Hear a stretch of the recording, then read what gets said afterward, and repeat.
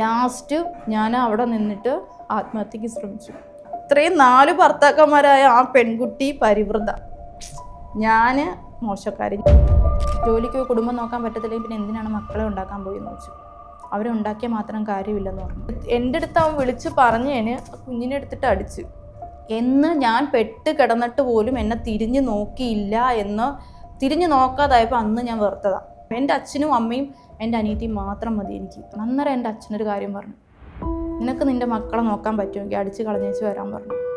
ആ ഒരു വാക്കിലാണ് ഞാൻ ഇനി എനിക്ക് വേണ്ടാന്ന് പറഞ്ഞു. ഒരു സഹോദരി പറഞ്ഞതാ, അവളവിടെ ഉഡായിപ്പ് കാണിച്ച് നടന്നതിന് ഞങ്ങൾ ഇവിടുന്ന് പൈസ കൊടുക്കണമെന്ന്. ഞാനൊരു കയ്യില്ലാത്ത ഉടുപ്പിട്ട് കഴിഞ്ഞാൽ ഉടനെ എൻ്റെ വീട്ടിൽ എൻ്റെ അമ്മയ്ക്ക് കോൾ ചെയ്യും. ഞാനൊരു ഷോർട്ട്സ് ഇട്ട് നിന്ന് കഴിഞ്ഞാൽ ഉടനെ എൻ്റെ വീട്ടിൽ എൻ്റെ അമ്മയ്ക്ക് കോൾ. എൻ്റെ അമ്മ ആരെങ്കിലും എന്തെങ്കിലും പറയുന്നത് കേൾക്കാൻ കാത്തിരിക്കാൻ എന്നെ വിളിക്കും. Already tension. എൻ്റെ വീട് കാണാൻ പറ്റുമോ, എൻ്റെ മക്കളെ കാണാൻ പറ്റുമോ, പട്ടിണി, ആഹാരം പോലും കഴിക്കാൻ ഇല്ല. ചില സമയത്ത് ഈ ജോലി സ്ഥലത്ത് രാവിലെ ആയിരിക്കും മെസ്സേജ് കാണുന്ന, ചേച്ചി ഇന്ന് വരണ്ട, ഡ്യൂട്ടിക്ക് വരണ്ട, ചേച്ചി ലീവ് എടുത്തോണം. ഞാൻ ആ ഡ്യൂട്ടിക്ക് ചെല്ലുന്നത് തന്നെ ഫുഡ് കഴിക്കാനാണ്. അവിടെ ചെന്നാൽ മാത്രമേ എനിക്ക് ഫുഡുള്ളൂ. എൻ്റെ ഭാഗ്യമാണോ അതെനിക്ക് എൻ്റെ അച്ഛൻ്റെ അമ്മയുടെ അല്ലെങ്കിൽ എൻ്റെ മക്കളുടെ ഭാഗ്യമാണോ എന്ന് എനിക്കറിയില്ല.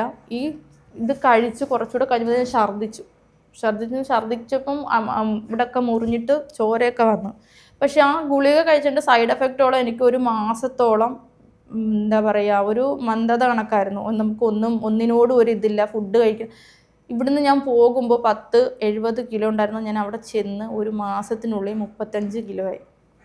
പിന്നെ ഈ ഓരോ പ്രശ്നം. പിന്നെ എൻ്റെ ഹസ്ബൻഡ് എന്ന് പറയുന്ന ആൾ, ഞാൻ ആളുടെ അടുത്ത് പറഞ്ഞു എനിക്ക് എവിടുന്നെങ്കിലും പൈസ മേടിച്ച് തരാൻ പറഞ്ഞു. 1,00,000 രൂപ മേടിച്ച് തരാൻ. എൻ്റെ പാസ്പോർട്ട് എടുത്തു കഴിഞ്ഞ് എനിക്ക് ഫൈനും കാര്യങ്ങളും എങ്ങനെയെങ്കിലും ഞാൻ ക്ലിയർ ചെയ്തോളാം, അല്ലെങ്കിൽ ജോലി സ്ഥലത്താണെങ്കിൽ ഇവിടെ ആരെങ്കിലുമൊക്കെ ഹെൽപ്പ് ചെയ്യാൻ ആൾക്കാരുണ്ടെങ്കിൽ ചോദിക്കാമെന്ന് പറഞ്ഞു.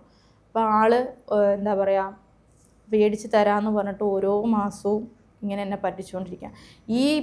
ഈ എന്നെ പറ്റിച്ചുകൊണ്ടിരിക്കുന്ന സമയത്ത് ആൾ വേറെ ആൾക്കാരോട്ട് മെസ്സേജ് അയപ്പും കാര്യങ്ങളൊക്കെ ഉണ്ട്. അപ്പം അതെല്ലാം എനിക്ക് എൻ്റെ ഫോണിൽ കാണാൻ പറ്റുമായിരുന്നു. ആൾ വേറെ പെൺകുട്ടികൾക്കൊക്കെ മെസ്സേജ് അയക്കുകയും എടുക്കുകയൊക്കെ ചെയ്യുന്നത്. എന്നിട്ട് ഞാൻ അതിനെക്കുറിച്ച് ചോദിക്കാനും എടുക്കണം. എനിക്കിപ്പോൾ എങ്ങനെയെങ്കിലും നാട്ടിലെത്തിയാൽ മതി എന്നുള്ളത് വെച്ച് ആൾ ഓരോ മാസവും എൻ്റെ അടുത്ത് ഇങ്ങനെ ഈ മാസം 10-ാം തീയതി കിട്ടും, 15-ാം തീയതി കിട്ടുമെന്ന് ഇങ്ങനെ പറഞ്ഞുകൊണ്ടിരിക്കുക. അപ്പോൾ അവിടെ നിന്നിട്ട് എനിക്ക് ഓൾറെഡി ടെൻഷൻ. എൻ്റെ വീട് കാണാൻ പറ്റുമോ, എൻ്റെ മക്കളെ കാണാൻ പറ്റുമോ, പട്ടിണി, ആഹാരം പോലും കഴിക്കാൻ ഇല്ല. ചില സമയത്ത് ഈ ജോലി സ്ഥലത്ത് രാവിലെ ആയിരിക്കും മെസ്സേജ് കാണുന്ന, ചേച്ചി ഇന്ന് വരണ്ട, ഡ്യൂട്ടിക്ക് വരണ്ട, ചേച്ചി ലീവ് എടുത്തോണം. ഞാൻ ആ ഡ്യൂട്ടിക്ക് ചെല്ലുന്നത് തന്നെ ഫുഡ് കഴിക്കാനാണ്. അവിടെ ചെന്നാൽ മാത്രമേ എനിക്ക് ഫുഡുള്ളൂ. അപ്പോൾ ഈ ജോലിക്ക് ചെല്ലണ്ടെന്ന് പറഞ്ഞ ദിവസം ഞാൻ എന്ത് ചെയ്യും എനിക്ക് അറിയില്ല. ആ ബിസ്ക്കറ്റും ഞാൻ ഈ ശമ്പളം കിട്ടുമ്പോൾ ആദ്യം മേടിച്ച് വെക്കുന്ന ബിസ്ക്കറ്റാണ്. അതവിടെ 10 ദിർഹംസ് കൊടുത്തു കഴിഞ്ഞാൽ ചെറിയ ബിസ്ക്കറ്റിൻ്റെ ഒരു 10 പാക്കറ്റോളം കിട്ടും. അത് 1-2 പാക്കറ്റ് ഞാൻ മേടിച്ച് വയ്ക്കും. പിന്നെ വെള്ളവും മേടിച്ച് വയ്ക്കും. പിന്നെ അരി, പയർ. ഒരു ദിവസം 1 രൂപ പോലും എടുക്കാനില്ലാതെ ഞാൻ ഈ ലക്ഷ്മി എന്ന് പറയുന്ന ആൻറ്റിയെ വിളിച്ചിട്ട് ഞാൻ പറഞ്ഞു, ആൻറ്റി എനിക്ക് കുറച്ച് അരിയും പയറും മേടിച്ച് തരുമെന്ന് വെച്ചു. അന്നേരം ആൻറ്റി ഞാൻ പറഞ്ഞു, മോളെ ഞാൻ നാട്ടിലാണ്, അങ്കിൾ അവിടെ ഇല്ല, അങ്കിൾ ജോലിയുടെ ഭാഗമായിട്ട് ഫുജറയിൽ പോയേക്കുവാണെന്ന് പറഞ്ഞു. അത്രയും ഗതി കെട്ടിട്ടാണ് ഞാൻ അവരെ വിളിച്ച് ചോദിക്കുന്നത്. അപ്പോഴെല്ലാം ഈ പറയുന്ന എൻ്റെ ബന്ധുക്കളുടെ വിചാരം ഞാൻ അവിടെ അടിച്ചു പൊളിച്ച് ജീവിക്കുകയാണെന്നാണ്. എൻ്റെ ഒരു സഹോദരി പറഞ്ഞതാ, അവളവിടെ ഉഡായിപ്പ് കാണിച്ച് നടന്നതിന് ഞങ്ങൾ ഇവിടുന്ന് പൈസ കൊടുക്കണമെന്ന്. എന്നുവെച്ചാൽ എൻ്റെ അച്ഛൻ്റെ അടുത്ത് ഞാൻ പറഞ്ഞു, അച്ഛൻ എനിക്ക് എൻ്റെ പാസ്പോർട്ട് എടുക്കാൻ എനിക്ക് എങ്ങനെയെങ്കിലും എനിക്ക് എവിടെന്നെങ്കിലും ഹെൽപ്പ് ചെയ്താ ഞാൻ ജോലിക്ക് കയറിയിട്ട് തരാമെന്ന് പറഞ്ഞു. അങ്ങനെ എൻ്റെ അച്ഛൻ എനിക്ക് പൈസ അയച്ചു തന്നു 50,000 രൂപ. ഈ 50,000 രൂപ അവിടെ എത്തിയപ്പോൾ 45,000 കിട്ടത്തോളും. ഈ പൈസ അവിടെ വന്ന സമയത്താണ് ആദ്യം താമസിച്ചെടുത്തുനിന്ന് റെൻറ്റ് കൊടുക്കാനില്ലാഞ്ഞിട്ട് എന്നെ അവിടെ നിന്ന് അവർ ഇറക്കി വിട്ടപ്പോൾ ഞാൻ അതിൻ്റെ തൊട്ട് മേലെ തന്നെ ഒരു ചേച്ചിയുടെ കൂടെയാണ് 5 ദിവസം ഞാൻ നിന്ന്. ആ ചേച്ചി 5 ദിവസം. അപ്പോൾ ആ ചേച്ചി പറഞ്ഞു, അതിരെ ഫുള്ള് നിൽക്കുകയാണെങ്കിൽ നീ അതിൻ്റെ പകുതി പൈസ എനിക്ക് തന്നിട്ട് നിൽക്കണം, അതല്ല അതിരെ പോവുകയാണെങ്കിൽ ഇന്ന് പോകണമെന്ന് പറഞ്ഞു എൻ്റെ അടുത്ത്. എനിക്ക് വേറെ റൂമും കാര്യങ്ങളും എടുക്കണമെങ്കിൽ പൈസ ഇല്ല. ലാസ്റ്റ് ഗതി കെട്ടിട്ട് ഞാൻ ആൻറ്റിയെ വിളിച്ചിട്ട് പറഞ്ഞു, ആൻറ്റി ഇന്നത് കണക്കൊരു സംഭവം ഉണ്ട്, എനിക്ക് എൻ്റെ അച്ഛൻ അയച്ചെന്ന പൈസയിൽ നിന്ന് ഒരു 500 രൂപ എനിക്ക് തരുമോയെന്ന് ചോദിച്ചു. എന്തിനാ മോളേന്ന് ചോദിച്ചപ്പോൾ ഞാൻ ആൻറ്റി ഇന്നത് കണക്കാ കാര്യമെന്ന് പറഞ്ഞു. അങ്ങനെ ആ രാത്രി തന്നെ ആൻറ്റി പൈസ അങ്കിളിൻ്റെ കയ്യിൽ കൊടുത്തു വിട്ടു, 500 ദിർഹംസ്. ആ രാത്രി തന്നെ ഞാൻ പോയിട്ട് അടുത്ത ബെഡ് സ്പേസും കാര്യങ്ങളും എടുത്തു. അവിടെ ചെന്ന സമയത്ത് ബെഡ് സ്പേസ് അല്ല, എനിക്ക് അന്ന് ബെഡ് സ്പേസ് കിട്ടിയില്ല. രണ്ടാമത് എനിക്ക് ബെഡ് സ്പേസ് കിട്ടിയില്ല. ഒരു പാർട്ടീഷൻ റൂം കണക്കാണ് കിട്ടിയത്. അവിടെ ഞാൻ 2 മാസമേ നിന്നോളൂ. 1.5 മാസത്തോളം എങ്ങാണ്ട് നിന്നോളൂ. അതിൽ കൂടുതൽ നിന്നിട്ടില്ല. കാരണം എന്ന് വെച്ചാൽ ബെഡ് സ്പേസ് ആയപ്പോൾ 800 ദറംസ് റെൻറ്റ് കൊടുക്കണം. എനിക്ക് കിട്ടുന്നത് 800. ബെഡ് സ്പേസും കാര്യങ്ങളും കിട്ടാതായപ്പോൾ ഞാൻ നോക്കിയപ്പോൾ ഞാൻ ജോലി ചെയ്യുന്ന ബിൽഡിങ്ങിൻ്റെ 3ാമത്തെ നിലയിലാണ് ഇതുള്ളത്. അപ്പോൾ എനിക്ക് പുറത്തോട്ട് ഇറങ്ങണ്ട, ഇവിടുന്ന് മേലെ പോയാൽ മേലേന്ന് താഴെ വരും, അങ്ങനെ ചെയ്താൽ മതി. അപ്പോൾ ഞാൻ എന്ത് ചെയ്ത് തൽക്കാലത്തേക്കെന്ന് കരുതിയിട്ട് അങ്ങനെ കയറി. 500 ആദ്യം കൊടുത്തു, പിന്നെ അത് കഴിഞ്ഞിട്ട് ആ മാസം അവസാനം കിട്ടിയപ്പോൾ 300 കൊടുത്തു. പിന്നെ ഫുഡ് മേടിക്കാനില്ല, പിന്നെ ഈ ജോലി സ്ഥലത്ത് ചെല്ലുന്ന ആ ഫുഡേ ഉള്ളൂ. അപ്പോൾ ജോലി സ്ഥലത്ത് ചെല്ലുമ്പോൾ ഒന്നെങ്കിൽ അവർ പുറത്ത് പോയിട്ട് വരുമ്പോൾ എനിക്ക് ഫുഡൊക്കെ മേടിച്ചുകൊണ്ട് വരുമ്പോൾ എനിക്ക് കൊണ്ട് തരും, അത് ഞാൻ കൊണ്ടുവന്നിരുന്ന് കഴിക്കുകയൊക്കെ ചെയ്യും. 2ാമത്തെ മാസം ആയപ്പോഴാണ് ഞാൻ പിന്നെ അവരുടെ അടുത്ത് നേരത്തെ പറഞ്ഞിട്ട് തിരക്കി. രാത്രി ജോലിയും കഴിഞ്ഞ് വന്നിട്ട് ആണ്, രാത്രി ഒരു 10 മണിക്ക് കഴിഞ്ഞിട്ടാണ് ഞാൻ വെളിയിൽ ഇറങ്ങി തിരക്കുന്നത്. കാരണം എന്ന് വെച്ചാൽ പകൽ ഇറങ്ങിക്കഴിഞ്ഞാൽ പോലീസുകാർ പിടിക്കുമോ എന്നുള്ളൊരു പേടി. പാസ്പോർട്ടും ഇല്ലല്ലോ. അങ്ങനെ തൊട്ട് എൻ്റെ ഓപ്പോസിറ്റുള്ളൊരു ബിൽഡിങ്ങിൽ ചെന്നിട്ട് തിരക്കി. 25ാമത്തെ നിലയിലാണ് എനിക്ക് കിട്ടിയത്. അതെനിക്ക് ഭാഷ കൂടി അറിയത്തില്ല, അവർ ഹിന്ദി പാകിസ്ഥാനികളാണ്. എങ്ങനെയൊക്കെയോ ഒപ്പിച്ച് എടുത്തു. അപ്പോൾ അവിടെ ചെന്നപ്പോൾ 2 ബെഡുണ്ട്. താഴെ ആണെങ്കിൽ 500, മേലെ ആണെങ്കിൽ 400 കൊടുത്താൽ മതി എന്ന് പറഞ്ഞു. അപ്പോൾ ഞാൻ എന്നെ സംബന്ധിച്ചിടത്തോളം എനിക്ക് മേലെ ചാടി കയറുന്നതിന് കുഴപ്പമില്ല. ഞാൻ പിന്നെ എനിക്ക് മേലെ മതി എന്ന് പറഞ്ഞു. അങ്ങനെ ഞാൻ മേലെ എടുത്തു. മേലെ കയറി റൂമും കാര്യങ്ങളും കിട്ടി. ഒറ്റയ്ക്ക് നമ്മുടെ നെസ്റ്റോയിലൊക്കെ പോയി കഴിഞ്ഞാൽ അങ്ങനെ വീൽ ചെയർ അല്ല, നമ്മൾ സാധനങ്ങളൊക്കെ കൊണ്ടുവന്നിട്ടുണ്ട്, അത് കിട്ടും. അത് എടുത്തുകൊണ്ട് വന്നിട്ട് അതിനകത്ത് സാധനങ്ങളാക്കി ഞാൻ കൊണ്ടുപോയി. കുറേശ്ശെയായിട്ട് ജോലി സ്ഥലത്തുനിന്ന് വരുമ്പോൾ കുറേശ്ശെയായിട്ട് കൊണ്ടുപോയിട്ട് അങ്ങോട്ട് മാറിയപ്പം അവിടെ ചെന്ന സമയത്ത് ഏറ്റവും കൂടുതൽ വെച്ചാൽ ബ്രെഡും മുട്ടയും കൂടെ ടോസ്റ്റ് ചെയ്ത് ഓംലേറ്റ് പോലെ വെച്ചിട്ട് അങ്ങനെ കഴിച്ചു. അങ്ങനെ അവിടെ ഇരിക്കുമ്പോഴാണ് പൊതുമാപ്പ് വരുന്നത്. എൻ്റെ എന്താ പറയുക, ഭാഗ്യമാണെന്നേ ഞാൻ പറയൂ. കാരണം 5-10 വർഷം കൂടുമ്പോൾ വരുന്നൊരു പൊതുമാപ്പാണ്.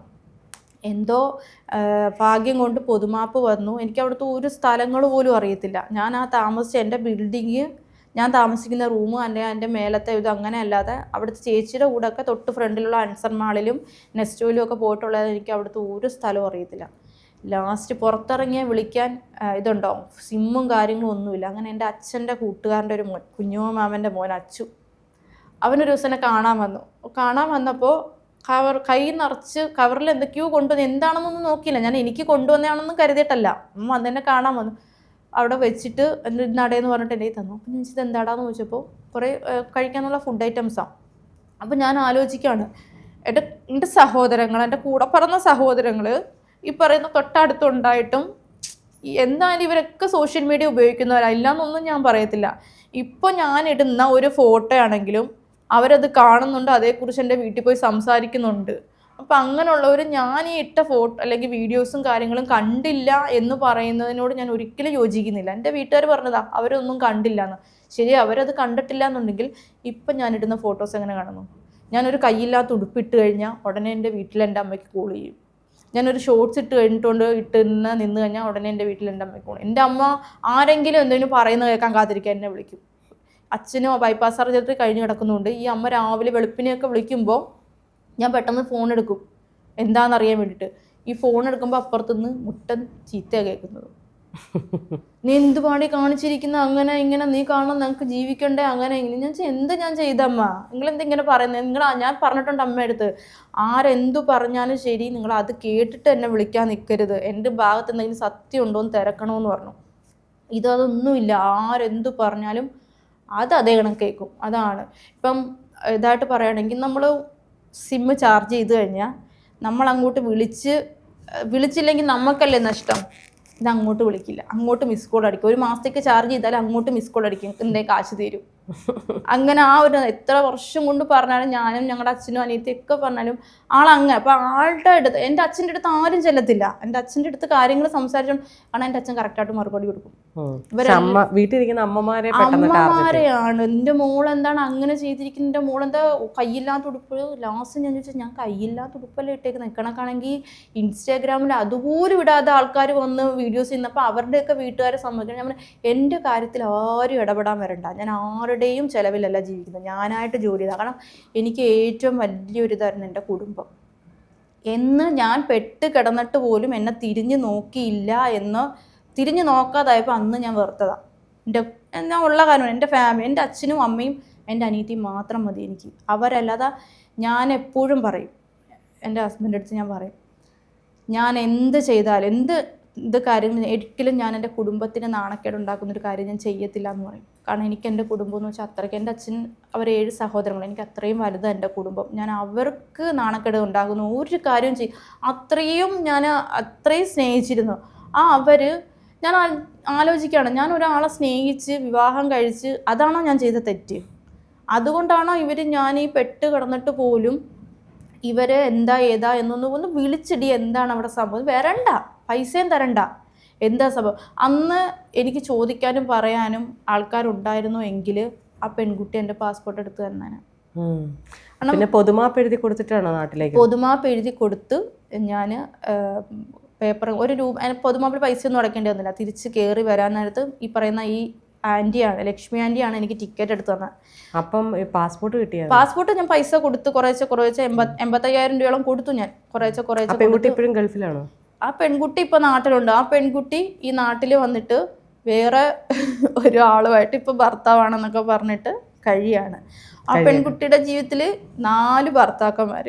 അത്രയും 4 ഭർത്താക്കന്മാരായ ആ പെൺകുട്ടി പരിവൃത, ഞാൻ മോശക്കാരി. ഞാൻ ആരെടുത്തും ഒന്നിനെ കുറിച്ചും, ചില ആളുകൾ രക്ഷപ്പെടാൻ അവർക്ക് വേറെ വഴിയില്ലാത്തതുകൊണ്ട് അവർ കാണിക്കുന്ന, അന്ന് ആളെ ഇതൊക്കെ ചെയ്തപ്പോൾ എനിക്ക് ഭയങ്കര ദേഷ്യവും സങ്കടവും കാര്യങ്ങളും ഒക്കെയാണ്. പക്ഷെ ഇപ്പോൾ എനിക്ക് ആളോട് ദേഷ്യമില്ല. എന്തെന്നറിയാമോ?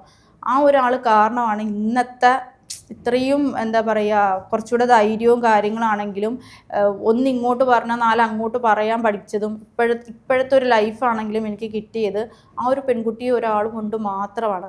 ആ പെൺകുട്ടി അന്ന് അത്രയും കാര്യങ്ങൾ പറഞ്ഞ് ഇങ്ങനെ ഇതാക്കിയില്ല. കാരണം എൻ്റെ അനുഭവങ്ങൾ ഈ പറയുന്ന, ഞാനവിടെ പട്ടിണി കിടന്നു എന്ന് പറഞ്ഞിട്ടും എൻ്റെ ആൾക്കാർ പറയുന്ന അതൊന്നുമില്ല, അതൊക്കെ ചുമ്മാതാണെന്നാണ്. ഞാൻ ആ മുങ്ങിത്താഴുന്ന ആ തോണിയിൽ അവർ മുങ്ങിത്താഴുന്നു. തീർച്ചയായും. അതിനുശേഷം പിന്നെ ചെന്നൈയിലേക്ക് ജോലിക്ക്. പിന്നെ ഞാൻ നാട്ടിൽ വന്നു. പിന്നെ അതിനുശേഷം നാട്ടിൽ വന്ന സമയത്ത് ഇതെനിക്ക് പ്രശ്നങ്ങളും കാര്യങ്ങളും. നാട്ടിൽ വന്നിട്ട് ഞാൻ എൻ്റെ വീട്ടിൽ വന്നപ്പോൾ അതിന് പറഞ്ഞതാ, ഞാൻ ദുബായിൽ നിന്ന് ഒറ്റയ്ക്കാണ് വന്നത്. ദുബായിൽ നിന്ന് ഒറ്റയ്ക്ക് വന്നിട്ട് നമ്മുടെ ആലുവ കൊച്ചിയിൽ ഇറങ്ങിയിട്ട് അവിടുന്ന് ബസ്സിൽ കയറി ആലുവ മെട്രോ സ്റ്റേഷനിൽ ഇറങ്ങി. 80 രൂപ ബസ് അവിടുന്ന് എയർപോർട്ടിൽ നിന്ന് ഇറങ്ങിയിട്ട് അവിടുന്ന് 12 മണിക്കുള്ള ട്രെയിനിൽ കയറി വെളുപ്പിനെ 4 മണി 4:30 ആയപ്പം കൊല്ലത്തെത്തി. പിന്നെ അവിടുന്ന് 5 മണി 5:30 വരെ വെളിയിൽ കാത്ത് നിന്ന് അവിടുന്ന് ബസ്സിന് വന്നു. അതിന് വരെ പറഞ്ഞു ഞാൻ വന്നിട്ട് എറണാകുളത്ത് റൂം എടുത്ത് താമസിച്ചിട്ട് രാവിലെ വന്നു. ഈ രാത്രി വന്നിറങ്ങി ഞാൻ ഈ റൂം എടുത്ത് താമസിച്ചിട്ട് വെളുപ്പിന് 6 മണിക്ക് എങ്ങനെ എൻ്റെ വീട്ടിലെത്തും? മനസ്സിലായോ? അന്ന് ഇതേണക്ക് എൻ്റെ അമ്മ എന്നെ വിളിച്ചിട്ട് പറഞ്ഞു ഇങ്ങനെ. അത് എൻ്റെ അടുത്തല്ല, എൻ്റെ അനിയത്തിയുടെ അടുത്ത് പറഞ്ഞു. ഞാൻ എൻ്റെ അനിയത്തിയുടെ വീട്ടിലായിരുന്നു. എനിക്ക് ദേഷ്യം കയറിയിട്ട് ഞാൻ വീട്ടിൽ വന്നിട്ട് ചെന്തു അമ്മ എന്ന് ചോദിച്ചു. അത് നീ ബഹളമൊന്നും ഉണ്ടാക്കില്ല. ഞാൻ എന്തിനമ്മ ബഹളം ഉണ്ടാക്കാതിരിക്കണ്ട, ഏതൊക്കെ അറിയണ്ടേന്ന് ചോദിച്ചു. ഞാനിപ്പോൾ കയ്യില്ലാത്ത ഉടുപ്പിട്ടുകൊണ്ട് നടക്കുകയോ അല്ലെങ്കിൽ ഷോർട്സ് ഇട്ടുകൊണ്ട് നടക്കുക, അത് എൻ്റെ ഇഷ്ടമല്ലേ, അതിൽ ആരും ഇടപെടേണ്ട. ഞാൻ ആരുടെയും ജീവിതത്തിൽ ഒന്നിനും ഇടപെടാനും എടുക്കാനും ഒന്നിനും ചെല്ലുന്നത്. അപ്പോൾ ആരും എൻ്റെ ജീവിതത്തിൽ ഇടപെടണ്ട. ഈ പറയുന്ന എന്താ പറയുക, എനിക്ക് പാസ്പോർട്ട് എടുക്കാൻ എൻ്റെ അച്ഛൻ പൈസ അയച്ചു തന്നെന്ന് പറഞ്ഞാൽ ഈ ഒരു ബന്ധുവിൻ്റെ കയ്യിൽ നിന്നാണ് മേടിച്ചതെന്ന്. അവരെ പേടിച്ചിട്ടാണ് ഞാൻ ഈ ചെന്നൈ സ്ഥലത്തോട്ട് ജോലിക്ക് പോകുന്നത്. കാരണം തിരിച്ച് നാട്ടിൽ വന്നപ്പോൾ നിൽക്കാൻ കടക്കാരുടെ കാരണം കടം കൊണ്ട് നിൽക്കാൻ വയ്യ. മറ്റുള്ളവരെ എങ്ങനെയും പറഞ്ഞിക്കാം. നമുക്കറിയാത്ത ഒരാളുടെ കയ്യിൽ നിന്ന് ചേച്ചി നമ്മൾ പൈസ മേടിച്ചാലും നമുക്ക് നിൽക്കാം.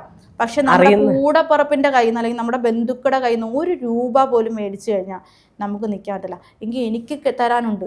ചെന്നൈയിൽ എന്ത് ജോലിക്കാണ് പോയത്? ചെന്നൈയിൽ അവിടെ നമ്മുടെ ഒരു ഓർണമെൻറ്റ്സ് ഒക്കെ റെൻറ്റിന് കൊടുക്കുന്ന ഷോപ്പിലേക്കാണ് ഞാൻ ആദ്യം വർക്കിന് പോയത്. അവരുടെ തന്നെ ഒരു ഷോപ്പ് ഒറ്റപ്പാലത്ത് തുടങ്ങിയിട്ടുണ്ടായിരുന്നു. അപ്പോൾ അവിടെ പർച്ചേസ് മാനേജറായിട്ടും അവിടുത്തെ കാര്യങ്ങളൊക്കെ നോക്കാനുമായിട്ടിട്ട് പിന്നെ ഞാൻ ഒറ്റപ്പാലത്തേക്ക് വന്നു. ഞാൻ എൻ്റെ നാട്ടിൽ എനിക്ക് ഈ പറയുന്ന കണക്ക് കടവും കാര്യങ്ങളും ആയപ്പോൾ നിൽക്കാൻ വയ്യാതായതുകൊണ്ടാണ് ഞാൻ പിന്നെ ഇതിലോട്ട് പോകുന്നത്. അന്ന് അവിടെ ചെന്നൈയിൽ പോയിട്ട് കുറച്ച് നാൾ അവിടെ വർക്ക് ചെയ്തു. പിന്നെ അവിടുത്തെ സാലറിയും കാര്യങ്ങളൊക്കെ പ്രശ്നങ്ങൾ വന്നപ്പോൾ ഞാൻ പിന്നെ ഈ ഒറ്റപ്പാലത്ത് അങ്ങനെയാണ് PK ദാസ് ഹോസ്പിറ്റലിൽ കയറുന്നത്. PK ദാസ് ഹോസ്പിറ്റലിൽ കയറി അറ്റൻഡറായിട്ട് വർക്ക് ചെയ്യാൻ കയറി. അവിടെ കയറിയ സമയത്താണ് ഞാൻ നേഴ്സിംഗ് അസിസ്റ്റൻ്റ് ഒരു കോഴ്സ് ഉണ്ട് എന്ന് ഇങ്ങനെ അറിഞ്ഞത്. അപ്പോൾ ഈ സംഭവങ്ങൾക്കൊക്കെ ഇടയ്ക്കും ഞാൻ പഴയ കാര്യങ്ങളും ഇതൊക്കെ ആയിട്ട് ഡിപ്രഷൻ്റെ ആ ഒരു സ്റ്റേജിൽ വന്നിട്ട് ഭയങ്കര ഞാൻ പറഞ്ഞില്ലേ ആത്മഹത്യക്ക് വരെ ശ്രമിച്ച ഒരാളാണ്. പിന്നെ എന്തിനും എല്ലാത്തിനും ദേഷ്യം അങ്ങനെയൊക്കെ ആയി. ലാസ്റ്റ് PK ദാസ് ഹോസ്പിറ്റലിൽ കയറിയപ്പോൾ ഞാൻ അവിടുത്തെ സൈക്യാട്രി ഡോക്ടറെ കണ്ട് 6 മാസത്തോളം ഞാൻ ആ മാഡത്തിൻ്റെ ചികിത്സയിലായിരുന്നു, ട്രീറ്റ്മെൻറ്റിലായിരുന്നു. ഇതൊന്നും എൻ്റെ വീട്ടുകാർക്ക് അറിയത്തില്ല ഞാൻ സൈക്കാട്രി ട്രീറ്റ്മെൻറ്റിലായിരുന്നു എന്നുള്ള. പക്ഷേ എൻ്റെ അനിയത്തിയോട് ഞാൻ പറഞ്ഞിട്ടുണ്ട്, അമ്മയോടും പറഞ്ഞിട്ടുണ്ട്, അച്ഛനോടൊന്നും പറഞ്ഞിട്ടില്ല. കാരണം അച്ഛന് എന്ത് വയ്യാതിരിക്കുന്നതുകൊണ്ട് ഇനി അത് കേട്ടിട്ട് ഒരു ടെൻഷനും കാര്യങ്ങളും ആവണ്ട എന്ന് കരുതിയിട്ട് ഞാൻ അതൊന്നും പറഞ്ഞിട്ടില്ല. പക്ഷേ 6 മാസത്തോളം ഞാൻ ആ ഒരു സൈക്കാട്രി ട്രീറ്റ്മെൻറ്റും കാര്യങ്ങളും ഒക്കെ ആയിട്ട് ഊണില്ല, ഉറക്കമില്ല, ഉറക്ക ഗുളിക വരെ കഴിച്ച് ഉറങ്ങിയ സമയമുണ്ടായിരുന്നു. കാരണം ടെൻഷൻ. ഒന്ന് ഞാൻ വീട്ടിലോട്ട് വന്നു കഴിഞ്ഞാൽ ആ നിമിഷം ഈ പറയുന്ന പൈസ കൊടുക്കാനുള്ളവരെ അവിടെ നിന്ന് വിളിച്ചു പറയാൻ ആൾക്കാരുണ്ട്. അതും ഈ പറയുന്ന റിലേറ്റീവ്സ് തന്നെ വിളിച്ചു പറയാനും എടുക്കാനും അവർ അപ്പം തന്നെ വീട്ടിലോട്ട് വിളിക്കും. അല്ലെന്നുണ്ടെങ്കിൽ അപ്പം ഞാൻ അതുകൊണ്ട് പേടിച്ചിട്ട് രാത്രിയിലൊക്കെയാണ് ചെന്ന് കയറുന്നത്. രാത്രിയിൽ ചെല്ലും, അല്ലെങ്കിൽ വെളുപ്പിനെ പോകും. രാത്രി അവിടെ നിന്ന് കയറിയിട്ട് വെളുപ്പിനെ എത്തിയിട്ട് ഒരു 5:30-6 മണിക്ക് വീട്ടിനകത്ത് കയറുന്ന രീതിയിൽ കയറും. എന്നിട്ട് ഞാൻ പുറത്തോട്ട് ഇറങ്ങത്തേയില്ല, പെരയ്ക്കകത്ത് തന്നെ ഇരിക്കും. എന്നിട്ട് തിരിച്ചു പോരുന്നത് എനിക്ക് രാത്രി സമയത്ത് ആരും കാണാതെ. അങ്ങനെയൊക്കെ ഞാൻ നിന്നിട്ട്. കാരണം ഈ പൈസ കൊടുക്കുക, ഇവർ വന്നിട്ട് വരുന്നതല്ല, ഇവർ വന്ന് കിടന്ന് സംസാരിക്കുമ്പോൾ ഞാൻ ഇവരുടെ അടുത്ത് തിരിച്ച് സംസാരിക്കുമ്പോൾ ഈ സൈക്കാട്രിയുടെ ഒരു ട്രീറ്റ്മെൻ്റ് ആയിരുന്ന സമയം ആയതുകൊണ്ട് തന്നെ എൻ്റെ മനസ്സിൻ്റെ കയ്യിലല്ല. പിടി വിട്ടു പോയിട്ട് ഞാൻ അവരെ എന്തെങ്കിലും ചെയ്തു പോയി കഴിഞ്ഞാൽ പിന്നെ പറഞ്ഞിട്ട് ഒരു കാര്യവുമില്ല. കുറേ എന്താ പറയുക, ഇവർ കുറേ എന്നെ പൈസയുടെ കാര്യത്തിൽ. കാരണം എൻ്റെ ജീവിതത്തിൽ ഞാനിപ്പോൾ പഠിച്ചെന്ന് പറഞ്ഞാൽ പൈസ ഉണ്ടെങ്കിലേ നമ്മളെല്ലാവർക്കും ഒരു വിലയുള്ളൂ. അത് സ്വന്തം ബന്ധങ്ങൾക്കാണെങ്കിലും ശരി, സഹോദരങ്ങൾക്കാണെങ്കിൽ എവിടെയും സമൂഹത്തിലാണെങ്കിലും ശരി, പൈസ ഉണ്ടോ എന്ത് കുറ്റവും ചെയ്യാം, എന്തും ചെയ്യാം. പൈസ ഇല്ല എന്നുണ്ടെങ്കിൽ നമ്മൾ ആരെയും ഒരു വിലയും കാണില്ല. ആ ട്രീറ്റ്മെൻറ്റും കാര്യങ്ങളൊക്കെ കഴിഞ്ഞാണ് ഇങ്ങനെ ഇരിക്കുമ്പോൾ ഈ ഒരു കോഴ്സിനെ പറ്റി ഞാൻ അറിയുന്നത്. അപ്പം ഞാൻ ആദ്യം ഈ കോഴ്സ് ചെയ്യാനുള്ള ഇതിലിങ്ങനെ ഇരുന്നു. അപ്പം ഞാൻ ഈ കോഴ്സ് ചെയ്യുന്നുണ്ടപ്പം ഇതെനിക്ക് ആ ഒരു റിലേറ്റീവ് വീട്ടിൽ വന്നപ്പോൾ എൻ്റെ മോള് പറഞ്ഞു, എൻ്റെ അമ്മ പഠിക്കാൻ പോവാൻ നേഴ്സിങ്ങിനെന്നു. പിന്നെ അവൾ കുറേ പഠിക്കും, അവൾ കുറേ പഠിച്ചത് നിങ്ങൾ കണ്ടുവന്നു. പിന്നെ കുറേ ആൾക്കാർ പറഞ്ഞു വേറെ ജോലിയില്ല ഈ പ്രായത്തിൽ ഇനി പഠിക്കാൻ പോകാൻ, വല്ല സൂപ്പർ മാർക്കറ്റിലും കയറി നിന്ന് ആ കുട്ടികളെ നോക്കി നിൽക്കാനുള്ളത്, അവളിനി ഈ പ്രായത്തിൽ പഠിക്കാൻ പോകണമെന്ന് പറഞ്ഞു. അപ്പോൾ ഇതൊക്കെ ആയപ്പോൾ എനിക്ക് വാശിയായി. ഇത്രയും പറഞ്ഞപ്പോൾ പഠിക്കണം എന്നുള്ളൊരിത്. അതുപോലെ ഞാൻ നോക്കിയപ്പം ഞാൻ എന്തെങ്കിലും പഠിക്കണം എന്നുള്ള ഇതേ ഉള്ളായിരുന്നു. അപ്പോഴാണ് പുറത്തു പോയാലും ഈ നാട്ടിൽ നിന്നാലും നമുക്ക് നല്ല സാലറി ഉള്ള ഇതൊരു പഠിക്കണം. അങ്ങനെയാണ് നേഴ്സിംഗ് അസിസ്റ്റൻ്റ് ഒരു കോഴ്സ് ഞാൻ ചെയ്യുന്നത്. അപ്പോൾ ഒരു നേഴ്സ് എന്ന് പറയുമ്പോൾ അതിൻ്റേതായ ഒരു എവിടെയും നമുക്കൊരു ഇത് ഒരു വാല്യൂ കാണും. ഒരു നേഴ്സ്. അപ്പം ഞാൻ എൻ്റെ മക്കളാണെങ്കിലും എൻ്റെ അമ്മയ്ക്ക് എന്താ ജോലി എന്ന് ചോദിക്കുമ്പോൾ എൻ്റെ അമ്മ നേഴ്സാണെന്ന് പറയുമ്പോൾ അതൊരു അവർക്കൊരു ഇത്. അങ്ങനെ ഞാൻ നേഴ്സിംഗ് അത് പഠിക്കാനായിട്ട് തുടങ്ങിയിട്ട് എത്ര നാളായി? ഇപ്പം തുടങ്ങിയിട്ട് ഏതാണ്ട് 1 മാസത്തോളം കഴിഞ്ഞു. കുറച്ച് നാൾ ഓൺലൈനും ക്ലാസ്സും കാര്യങ്ങളൊക്കെ ആയിട്ട് അറ്റൻഡ് ചെയ്തു. പിന്നെ അത് കഴിഞ്ഞ് ഓഫ്ലൈനായിട്ട് ഞാൻ പോകുന്നത്. അപ്പം ഞാൻ ആ കോഴ്സ് ചെയ്യാൻ വേണ്ടിയിട്ട് ഞാൻ അവിടുന്ന് റിസൈൻ ചെയ്ത് കാര്യങ്ങളൊക്കെ ഇറങ്ങിയതിന് ശേഷം ഞാൻ ഈ കോഴ്സിന് വേണ്ടിയിട്ട് നടന്നു. ഫീസ് അപ്പം നല്ലതായിട്ട്? ഫീസ് എന്ന് പറയുന്നതാണ് എനിക്ക് 30,000 രൂപയാണ് ഫീസ്. അപ്പോൾ ഞാനിപ്പോൾ ഫ്രഷേഴ്സ് ഡേ ഉണ്ടായിരുന്നു. ഫ്രഷേഴ്സ് ഡേയിൽ എൻ്റെ ജീവിതത്തിൽ എന്തുകൊണ്ടാണ് ഈ ഒരു കോഴ്സ് തിരഞ്ഞെടുക്കാനുള്ള ഇതെന്ന് അങ്ങനെ അവർ ചോദിച്ചപ്പോൾ ഞാൻ എൻ്റെ ജീവിതത്തിൽ നടന്ന എല്ലാ കാര്യങ്ങളും ഇങ്ങനെ പറഞ്ഞു. ഈ പറയുന്ന ഈ ഫുഡും കാര്യങ്ങളും. അപ്പം എൻ്റെ ആ സംസാരം കഴിഞ്ഞ് ഞാൻ ആരെയും ശ്രദ്ധിക്കുന്നില്ല, ഞാൻ സംസാരിച്ച് കഴിഞ്ഞിട്ട് ഞാൻ തിരിഞ്ഞു നോക്കുമ്പോൾ എല്ലാവരും കരയുക. ആ നിമിഷം തന്നെ ഞങ്ങളുടെ chairman sir Vishwanathan sir mike മേടിച്ചിട്ട് പറഞ്ഞതും, ഇത്രയും എല്ലാവരും ജീവിതത്തിൽ ഓരോരുത്തർക്ക് അനുഭവങ്ങളും കാര്യങ്ങളൊക്കെ ഉണ്ടായിട്ടുണ്ട്. പക്ഷെ ആതിര അനുഭവിച്ച് ജീവിച്ച് ഇത്രയും ജോലിയും കാര്യങ്ങളും ഒക്കെ ചെയ്തിട്ട് ഈ 32ാമത്തെ വയസ്സിൽ പഠിക്കാൻ ആതിര ഇറങ്ങി പുറപ്പെട്ടതെന്ന് പറയുമ്പോൾ നമുക്ക് ആലോചിക്കാന്നുള്ള. ആതിര എത്രത്തോളം സഹിക്കണം അത്രത്തോളം ഞാൻ സഹിച്ചു. എനിക്ക് പറയാവുന്നതിൻ്റെ ലിമിറ്റ് മാത്രമേ ഞാൻ പറഞ്ഞിട്ടുള്ളൂ. അതിൽ കൂടുതൽ ഞാൻ പറഞ്ഞു കഴിഞ്ഞാൽ തന്നെ എന്താ പറയുക, ഇതിപ്പം പുറത്ത് ചെല്ലുമ്പോൾ ഇപ്പം ആൾക്കാരാണോ അവൾ അങ്ങനെയൊക്കെ പറഞ്ഞു എടുത്തു എന്നൊക്കെ പറയും. അതുകൊണ്ടാണ് എന്നെ കൊണ്ട് പറയുന്ന ലിമിറ്റ് മാത്രമേ ഞാൻ പറഞ്ഞിട്ടുള്ളൂ. ഇനിയും കാര്യങ്ങൾ പറയുകയാണെങ്കിൽ എന്താ പറയുക, സങ്കടപ്പെടാനുള്ളത് മാത്രമേ ഉള്ളൂ. ആ വിശ്വനാഥൻ സാറ് മൈക്ക് മേടിച്ചിട്ട് പറഞ്ഞു, ആതിരയ്ക്ക് ഞങ്ങൾ മാനേജ്മെൻറ്റായിട്ട് ഇപ്പം തരുന്ന ഒരിതാണ് ഫീസിൻ്റെ 50% മാത്രം അടച്ചാൽ മതി. അപ്പം 30,000 രൂപയെന്ന് പറയുമ്പോൾ 15,000 രൂപ എനിക്ക് അടച്ചാൽ മതി. എന്നെ സംബന്ധിച്ചിടത്തോളം അത് ഏറ്റവും വലിയൊരു കാര്യം. കാരണം ഈ 30,000 രൂപ എന്ന് പറയുമ്പോൾ നമ്മൾ മാസം 5,000 ഒക്കെ വെച്ചിട്ട് അടയ്ക്കണം. കാരണം ഡിസംബറിനുള്ളിൽ നമ്മൾ ഫീസ് അടച്ച് തീർക്കണം. പലരിടത്തുനിന്നും ആണെങ്കിലും ശരി ഞാൻ എൻ്റെ ഒരു അത്യാവശ്യ ഘട്ടത്തിന് ഞാൻ കടം മേടിക്കുകയും കൊടുക്കുകയൊക്കെ ചെയ്യും. പക്ഷേ എന്നെ സംബന്ധിച്ചിടത്തോളം എനിക്കൊരു ആവശ്യത്തിന് ചോദിച്ചു കഴിഞ്ഞാൽ അത് കിട്ടും. അത് എന്തുകൊണ്ടാണെന്ന് എനിക്കറിയത്തില്ല. ഞാൻ ഇപ്പോൾ ഞാൻ ആ ഒരു വീഡിയോ ഇട്ടപ്പോൾ ഇപ്പോൾ ഏതാണ്ട് 2.5 മില്യൺ വ്യൂവേഴ്സ് തന്നെ അതിനായിട്ടുണ്ട്. പിന്നെ ഒരുപാട് പേര് ചോദിക്കുന്നുണ്ടല്ലേ. 95 നമുക്കതൊരു ഭയങ്കര ഇതാണ്. ഞാൻ പറഞ്ഞില്ല, ലൈഫിൽ ഞാനും വേറെയുള്ള രാജ്യങ്ങൾ ഏതൊക്കെ എഴുതിയില്ല ഞാൻ ശ്രദ്ധിച്ചിട്ടില്ല. എന്നാലും അവിടെയൊക്കെ പോയിട്ട് വന്നിട്ട് ഒരാൾക്ക് പഠിക്കാൻ വീണ്ടും പോകാന്നുള്ള ആളുടെ മനസ്സിൽ അത്രയുണ്ട്. പിന്നെ എപ്പോഴാണ് ഹസ്ബൻഡുമായിട്ടുള്ളൊരു സെപ്പറേഷൻ എന്ന് വെച്ച് കഴിഞ്ഞാൽ ഞാൻ പുറത്ത് പോയി കഴിഞ്ഞപ്പോഴത്തേക്ക് വേറെ റിലേഷൻ വന്ന്, പിന്നെ അത് കഴിഞ്ഞിട്ട് ഇങ്ങനെ ഓരോ ദിവസവും ഇങ്ങനെ എന്നെ വിളിച്ചിട്ട് പൈസയുടെ കാര്യം ഇങ്ങനെ തരാമെന്ന് പറഞ്ഞു. ലാസ്റ്റ് ഞാനിങ്ങനെ അറിഞ്ഞത് ആളുടെ ഐഡിയും പ്രൂഫും കാര്യങ്ങളും വെച്ചിട്ട് ആളുടെ ഒരു കൂട്ടുകാരിക്ക് 50,000 രൂപ ലോൺ എടുക്കാൻ കൊടുത്തു. അപ്പോൾ ഭാര്യയായ ഞാനോ അവിടെ പെട്ട് കിടക്കുക, നാട്ടിൽ പോലും കയറി വരാൻ പറ്റുന്നില്ല. അതിന് ആ കൂട്ടുകാരിക്ക് ലോൺ എടുക്കാൻ വേണ്ടി 2,000 രൂപ എൻ്റെ കയ്യിൽ നിന്ന് മേടിച്ചിട്ട് കടം ഞാൻ ഫ്രണ്ട്സിൻ്റെ അടുത്ത് വിളിച്ച് ചോദിച്ചിട്ട് കുട്ടികൾക്കാണെന്ന് പറഞ്ഞിട്ട് ചോദിച്ചിട്ട് ഞാൻ കൊടുത്തതാണ്. എന്നിട്ട് ആൾ ചെയ്തത് ഇതാണ്. അപ്പോൾ ഇതുകൂടെ ആയപ്പോഴത്തേക്ക് ഞാൻ ലാസ്റ്റ് കട്ടോന്നായപ്പോൾ ഞാൻ എൻ്റെ വീട്ടുകാരുടെ അടുത്ത് പറഞ്ഞു, ഇങ്ങനെയൊക്കെയുള്ള പ്രശ്നങ്ങളുണ്ട്. ഒന്ന് ഈ മറ്റുള്ള റിലേഷൻ, അതിപ്പോൾ നമ്മൾ എന്താ പറയുക, എത്ര പറഞ്ഞു കൊടുത്താലും ആൾ ആ ഒരു ഇതിൽ. ഞാൻ പറഞ്ഞു ലാസ്റ്റ് അമ്മ എനിക്കിനി പറ്റില്ല, ഒറ്റയ്ക്ക് എനിക്ക് ഈ തോണി മുന്നോട്ട് കൊണ്ടുപോകാൻ പറ്റില്ല. കാരണം ഞാൻ ജോലി ചെയ്യുന്നത് മൊത്തവും ഇങ്ങനെ കടങ്ങൾ വീട്ടാനേ ഉള്ളൂ എനിക്ക്. കാരണം ഞാൻ നാട്ടിൽ വന്നപ്പോഴത്തേക്ക് ഒരു കടയിൽ നിന്ന് സിഗരറ്റും വെള്ളവും മാത്രം മേടിച്ചത് 50,000 രൂപ കടം. സിഗരറ്റും വെള്ളവും മാത്രം മേടിച്ചതാണെന്നാ പറയുന്നത് 9,000.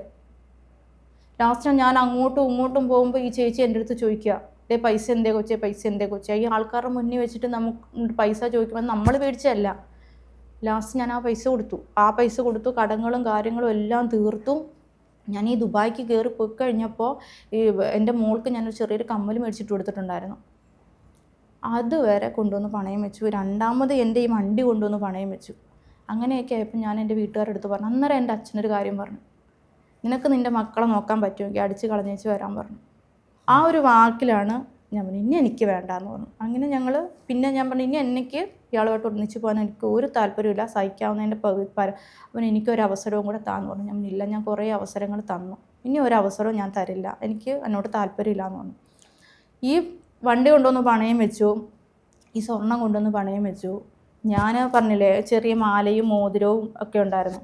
ഇതൊക്കെ ഞാൻ ഹോസ്പിറ്റലിൽ കിടക്കുക എന്ന് പറഞ്ഞിട്ട് അതും കൊണ്ടുവന്ന് എടുത്ത് വിറ്റ് കളഞ്ഞു. അതാണ് ആൾ മേടിച്ചിട്ട് തന്നതോ അല്ലെങ്കിൽ ആളുടെ വീട്ടുകാർ മേടിച്ചിട്ടോ, ഞാൻ കഷ്ടപ്പെട്ട് അധ്വാനിച്ചെടുത്തതാണ്. അതുവരെ വിറ്റ് കളഞ്ഞു. ഒരു തയ്യൽ മെഷീൻ മേടിച്ചിട്ടിരുന്ന അത് വിറ്റു. പിന്നെ ഒരു ഹോം തിയേറ്റർ മേടിച്ചിട്ട് അത് വെറും 800 രൂപയ്ക്ക് വെള്ളം അടിക്കാൻ വെറും 800 രൂപയ്ക്ക് വിറ്റു. എന്താണെങ്കിലും എന്താ പറയുക, അതിൽ നിന്നൊക്കെ മാറി ഇപ്പം ഒരു തീരുമാനം എടുക്കാൻ പറ്റില്ല. പല വീടുകളിലെയും പ്രശ്നം ഇതാണ്. ഒരുപാട് പേരും പറയും അഡ്ജസ്റ്റ് ചെയ്യും, മക്കളെ ഓർത്ത് അഡ്ജസ്റ്റ് ചെയ്യും. മൂത്ത കുട്ടിക്ക് ഇപ്പോൾ ഒരു 10-13 വയസ്സായില്ലേ? മോളിപ്പോൾ 9ാം ക്ലാസ്സിൽ പഠിക്കുന്നത്. പിന്നെയുള്ളവര് രണ്ടാമത്തെ ആള് 11 വയസ്സായി, ആള് 7ാം ക്ലാസ്സിൽ പഠിക്കുന്നു. മൂന്നാമത്തെ ആള് 4 വയസ്സുണ്ട്. ഈ മൂന്നാമത്തെ ആൾക്ക് എന്നോട് ഭയങ്കര സ്നേഹമാണ്. ഞാൻ ഈ ദുബായിൽ കിടന്ന സമയത്തൊക്കെ ആളെന്നെ വിളിച്ചിട്ട് അപ്പുറത്തെ വീട്ടിലെ കുട്ടികളുടെ ഫോണിൽ നിന്ന് എന്നെ വിളിച്ചിട്ട് പറഞ്ഞു, അമ്മ അക്കൗണ്ടിൽ പൈസ വല്ലതും ഉണ്ടോ എന്ന് ചോദിച്ചു. ഞാൻ എന്താടാന്ന് ചോദിച്ചു. അമ്മ വിശന്നിട്ട് വയ്യ അമ്മ, എനിക്ക് വയ്യ വിശന്ന്. ഞാൻ അതെന്താ അവിടെ? അത് പപ്പ ജോലിക്ക് പോകുന്നില്ല എന്ന് പറഞ്ഞു. അങ്ങനെ ഞാൻ വിളിച്ചിട്ട് ആളുടെ അടുത്ത് വഴക്ക് പറഞ്ഞു. അന്ന് ആളുമായിട്ട് സംസാരിക്കുകയൊക്കെ ചെയ്യും ഈ പ്രശ്നങ്ങളൊക്കെ ഉണ്ടാകുന്നതിന് മുന്നേ. അപ്പം ഞാൻ വിളിച്ച് വഴക്കൊണ്ട്, ഇയാൾക്ക് ജോലിക്ക് പോകാൻ പറ്റത്തില്ലെങ്കിൽ പിന്നെ എന്തിനാണ്, ജോലിക്ക് പോയി കുടുംബം നോക്കാൻ പറ്റത്തില്ലെങ്കിൽ പിന്നെ എന്തിനാണ് മക്കളെ ഉണ്ടാക്കാൻ പോയി എന്ന് വെച്ചു. അവരെ ഉണ്ടാക്കിയാൽ മാത്രം കാര്യമില്ലെന്ന് പറഞ്ഞു. അങ്ങനെ ഞാൻ വിളിച്ച് വഴക്ക് പറഞ്ഞു കഴിഞ്ഞാൽ എൻ്റെ മൂന്നാമത്തെ ആൾക്ക് കിഡ്നിക്ക് ചെറിയ വീക്കമുണ്ട്.